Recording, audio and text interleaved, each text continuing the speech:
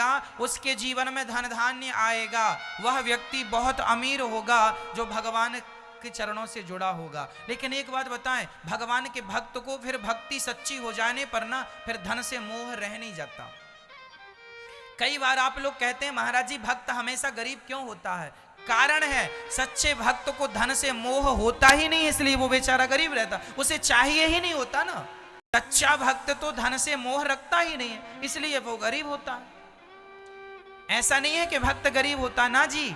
भगवान की शरण में जब आप जाते हैं और भक्ति करते हैं तो धन तो पीछे पीछे चलता है, क्योंकि लक्ष्मी कौन है? नारायण की पत्नी है। जहां नारायण होंगे वहां तो लक्ष्मी होंगी ही होंगी, तो लक्ष्मी तो वहां होती है जहां भगवान। इसलिए भक्ति करो, लक्ष्मी मिलेगी। चूंकि भक्त लक्ष्मी मां को, नारायण को स्वीकार कर लेता है, लक्ष्मी की उलझन में वो पड़ना नहीं चाहता कि लक्ष्मी आएगी कहीं हमारी बुद्धि भ्रष्ट ना हो जाए, इसलिए वो सुदामा के जीवन में भी भक्ति के बाद धन मिला कि नहीं? भगवान ने संपत्ति दी ना, और जब धन मिला तो सुदामा जी डर गए थे। सुदामा जी ने कहा प्रभु मैं ये धन नहीं ले रहा हूं, मेरी घास की कुटिया अच्छी है। क्यों? बोले इतना धन दे दिया आपने, कल को अहंकार आ गया तब तो मैं ना घर का रहूंगा ना घाट का, मुझे फिर नरक भेज दोगे आप, ये कह के कि तुम तो अहंकारी हो गए थे, मैं नहीं लेता ये संपत्ति। तब भगवान ने कहा मैं धन भी दे रहा हूं और ये वचन भी दे रहा हूं कि तुम्हें कभी अहंकार नहीं आएगा सुदामा। तब सुदामा ने संपत्ति को स्वीकार किया। तो भगवान के भक्तों को धन की कमी नहीं होती, कोई करे तो सच्ची। अब मीराबाई को कोई धन की कमी थी क्या? लेकिन उसने धन स्वीकार किया ही नहीं ना। नरसिंह मेहता को कोई, नरसिंह मेहता उस जमाने में गरीब थे, लेकिन भगवान की भक्ति की तो भगवान ने उन्हें नगर सेठ बना दिया था। लिखा है उस चरित्र में, नरसिंह चरित्र में, आप पढ़ लेना। नानी बाई के मायरे में एक कथा आती है कि नरसिंह जी पहले गरीब थे पर भक्ति की तो अमीर हो गए। भगवान ने इतना दे दिया नरसिंह को कि 21 पीढ़ी बैठी खाए नरसिंह की तो खत्म ना हो, लेकिन उन्होंने इतना दान पुण्य किया, सब लुटा दिया, और उनका तो मोह ममता धन से रहा ही नहीं। मैं धन में ही उलझा रहूंगा तो भजन कब करूंगा? सब लुटा करके और खरताल लेके भगवान का भजन करने लगे। राधे भक्त तो लेता ही नहीं है। रैदास भक्त जूता सिलते थे। एक बार भगवान साधु बन के आए और रैदास जी के पास एक उनको पत्थर दिया। कौन सा पत्थर? पारस मणि दी। रैदास जी से कहा साधु ने, साधु मतलब वो भगवान साधु बन के आए, सुनो रैदास जी तुम साधुओं की सेवा करते हो, ये पारस मणि ले लो। सुनो ये लोहे पर छू देने से सोना हो जाता है, फिर तुम खूब सेवा करना, तुम्हारी दरिद्रता गरीबी मिट जाएगी। रैदास जी के सामने भगवान ने जो उनका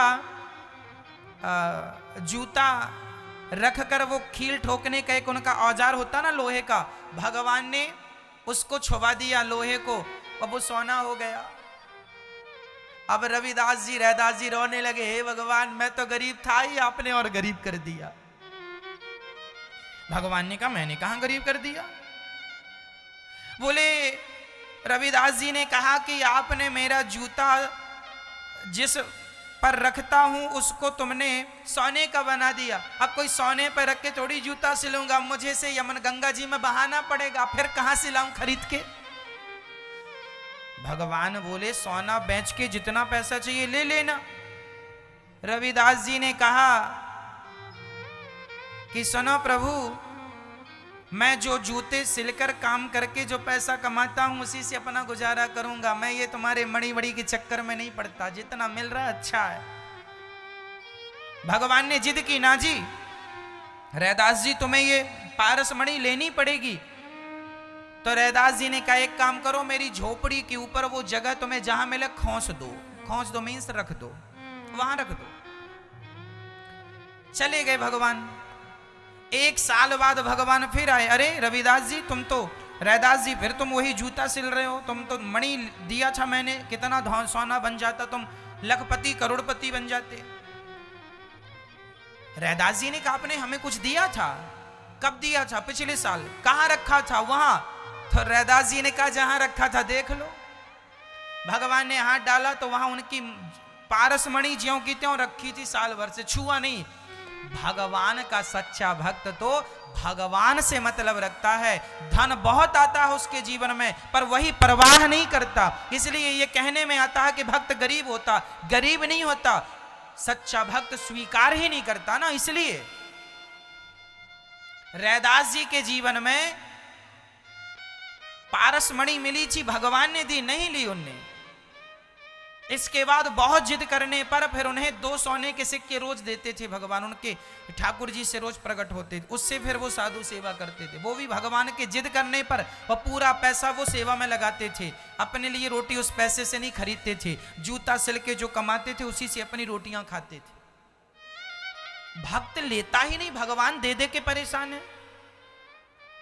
राका वाका का नाम सुना होगा आपने। राका वाका पति पत्नी, पति का नाम था राका, पत्नी का नाम था बाका। राका वाका दोनों जंगल की लकड़ियां समेट के लाते, जो पैसा बचता भगवान की पूजा करते, संतों की सेवा करते, खवाते पिवाते और खाते। रोज कीर्तन, दिन भर कीर्तन, सीताराम सीताराम सीताराम सीताराम सीताराम, राधे श्याम राधे श्याम, राका वाका दोनों जपते। एक दिन नामदेव जी ने विट्ठल भगवान से कहा, प्रभु ये राका वाका बड़े गरीब हैं और आपके बड़े अच्छे भक्त, इनको पैसा क्यों नहीं देते हो? भगवान विट्ठल बोले, नामदेव मैं देता हूं, ये लेते ही नहीं है। अच्छा चल तेरे सामने देता हूं। तो एक दिन विट्ठल भगवान और नामदेव जी दोनों राका वाका के रास्ते में ढेर सारा सोना बिछा के आ गए, ढेर सोना का, और जरा ऊपर माटी डाल दिए, जरा जरा दिख रहा था, और झाड़ियों में जाके छिप गए। राका वाका रोज जंगल जाते थे लकड़ियां लेने के लिए, तो जब गए तो राका आगे आगे थे। तो राका ने देखा कि यहाँ कुछ सोना पड़ा है, ध्यान से देखा, सोना था। राका ने तुरंत पीछे देखा और तुरंत मिट्टी डालनी शुरू कर दी उसके ऊपर। राका को लगा कि कहीं मेरी पत्नी बाका ने देख लिया और कहीं उसने जिद किया, तो राका को लगा कि कहीं मेरी पत्नी बाका ने देख लिया तो कहीं उठा ना ले। तब तक बाका आ गई, और राका से ज्यादा त्यागी उनकी पत्नी थी। बाका ने कहा, आप क्या कर रहे हैं? उन्होंने कहा, माटी डाल रहा हूं, यहाँ सोना है तो उस पर मिट्टी इसलिए डाल रहा था, तुम ना देख लो। बाका ने कहा, प्रभु आप माटी के ऊपर माटी क्यों डाल रहे हैं, वो तो माटी ही है। ये कहकर दोनों चले गए, जंगल की लकड़ियां लेकर आए, बेचा, जो पैसा मिला खाया पिया, भोग लगाया ठाकुर जी को, और कीर्तन करने लगे, श्री कृष्ण गोविंद हरि। दिन भर कीर्तन, दिन भर। अब भगवान विट्ठल बोले, नामदेव अब तू बता मैं क्या करूं, ये धन लेते ही नहीं है। भगवान का भक्त गरीब नहीं होता, कभी गरीब हो ही नहीं सकता। लिख लो, मेरे से लिखवा लो, स्टाम्प पे लिख दूंगा, कभी नहीं गरीब हो सकता। लेकिन सच्चे भक्त को चाहत नहीं रह जाती, उसकी इच्छाएं समाप्त हो जाती। लेकिन आप लोगों को पैसा चाहिए तो मैं आपको बता दूं कि भगवान की शरण में आ जाओ, जितना चाहते हो। तुम्हारी जरूरतें हैं ना, रोटी कपड़ा मकान की गाड़ी घोड़ा चाहिए तुम्हें, घर बन जाए, पैसा आ जाए, जरा 10-20 लाख खाते पे आ जाए, इतना तुम्हें खूब मिल जाएगा। तुम जाप तो शुरू करो, श्रीमन्नारायण का जाप करो, और ये मान के चलो कि प्रभु मैं आपकी हूं, मैं आपका हूं, आप मेरे हैं। इस विश्वास से चलो, 1 साल के अंदर आपकी तस्वीर तकदीर ना बदल जाए, 1 साल के अंदर आपका जीवन बदल जाएगा। जाप करो तो सही, श्रद्धा से विश्वास करो तो सही, एक बार समर्पण करो तो कि नाथ मैं आपकी हूं, मैं आपका हूं। अब आप करें ना तो मिल जाए तो साहब देखो, बिना हॉस्पिटल का इलाज नहीं होता। भक्ति बिना किए आपका कष्ट मिट जाए पॉसिबल नहीं है। कर लो तो गारंटी मैं लेता हूं। इसलिए विश्वास, और धनवन की कोई कमी नहीं होती। इसलिए भगवान का कोई भक्त गरीब नहीं था। नाम बताओ कोई गरीब था तो? आप कहेंगे महाराज जी केवट गरीब था। केवट लेता नहीं था। राम जी ने दिया, ये सोने की अंगूठी ले ले, क्या लिया? उतराई दी ना राम जी ने। जब केवट ने राम को पार लगाया तो राम जी ने केवट को क्या दिया था? सोने की वह बहुमूल्य अंगूठी थी। अरे नीलाम कर देता, केवट तो करोड़ों में जाती, राम जी की अंगूठी थी। लेकिन केवट ने लिया क्या? भक्त तो ऐसा होता है कि भगवान दे रहे हैं तो भगवान से भी मना कर देता, ना प्रभु धन ना देना, मुझे अपने चरणों की भक्ति देना, वो ये मांगता। चाहिए नहीं तो क्या करेंगे भगवान। और फिर ये लोग कहते हैं भगवान के भक्त तो गरीब होते हैं, कोई गरीब नहीं होते भक्त। भक्त बहुत धनवान होते हैं, भक्त लेता ही नहीं। और तुम्हें लेना है तो तुम लेते जाना, तुम अमीर हो जाओगे। धन कोई बहुत बड़ी बात नहीं है। 1 साल के अंदर मैं आपकी जिम्मेदारी ले सकता हूं, जैसा कहता हूं वैसा करो। 1 साल के अंदर परिणाम तुम्हें 15 दिन में दिखने लग जाएगा। 1 साल में तो तुम बन जाओगे लखपति करोड़पति। अब रोते हैं महाराज भगवान धन नहीं है, बड़े गरीब हैं गरीब हैं। रोते से क्या होगा, भगवान की शरण में जाओ, कहो कि नाच मैं आपकी हूं, आप समर्पण करो, प्यार करो, विश्वास करो भगवान पे। फिर देखो अब तुम विश्वास करते नहीं हो, प्रेम भगवान से करते नहीं हो, समर्पण करते नहीं हो और रोते हो मैं गरीब हूं, मैं दुखी हूं। फिर रोते रहो, तुम्हारा कोई इलाज नहीं है, तुम्हारा कोई इलाज नहीं है। एक मैया मेरे पास आई, गुरुजी मैं बड़ी दुखी हूं। मैंने कहा बोलो श्रीमन नारायण। महाराज मैं बहुत दुखी हूं, कुछ और बताओ। मैंने कहा कुआं है आसपास? हाँ है। मैंने कहा कूद जाना है, सबसे बढ़िया उपाय है, कल्याण होगा, सब कुछ ठीक होगा। नहीं महाराज कुछ और बताओ। इससे बड़ा क्या बता दूं मैं, बताओ।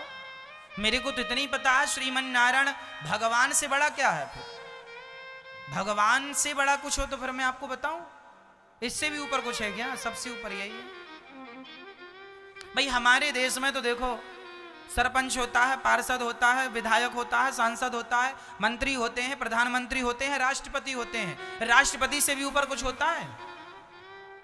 बताओ कौन होता है?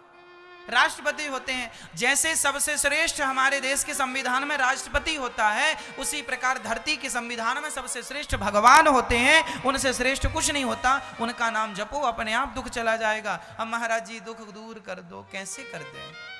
जाप करो, रास्ता मैं बता सकता हूं, उस रास्ते पर चलना आपको पड़ेगा। तो भगवान का भक्त सदा सुखी होता है।